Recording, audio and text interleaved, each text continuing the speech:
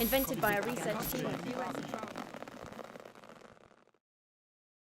I was inspired to write Last Poet Standing by the last decade I've spent working with Slambassadors, National Youth Slam Championship. And it's kind of for them and about the challenging situations a lot of them find themselves in, including gangs. And in slam, of course, the last poet standing is the person who won the championship. But in the old days when I won, you didn't win a trophy or a certificate, but you won the right to speak for everybody else in the room. The writing of The Last Poet Standing took a couple of years. As a spoken word artist, you're constantly writing things. So you might be wandering down the street and you'll get a couple of bars together or a couple of verses or a really strong image. And over time, it kind of inhabits you. It's like the poem writes you rather than you write it. So it took a couple of years before I actually got it down on paper. And it's changed since it was originally written as well. I write in a very physical way, so I'm never particularly sat down and static when I'm writing. I'm moving around the room. And also as a spoken word artist, you don't just write with your hands, but with your tongue as well. Because sometimes when I write a piece and I perform it, it's only after performing it several times that you get the final edited piece, because sometimes your body's in conflict with your brain.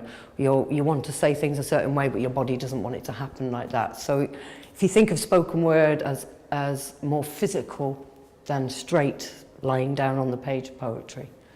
I love Wilfred Owen's work. Number one, the first reason I really love him is the very first poet I ever came across.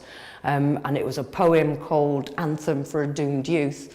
And then I started to look into his life. I'm hugely inspired by how prolific he was in a 15-month period.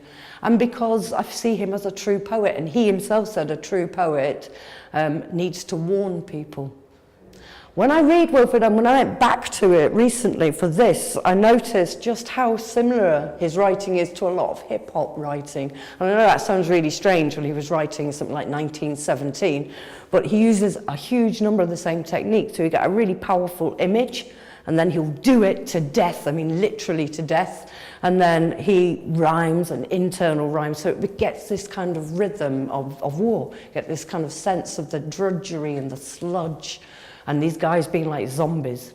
I love the immediacy of Dulce et Decorum Est. I love the fact that it's a huge siren to the world. I love the fact that they hadn't challenged the war until Wilfred Owen and Siegfried Sassoon started writing about it and saying, well, perhaps this isn't about honour, perhaps this is about land or about something else, and what about these people who are actually dying?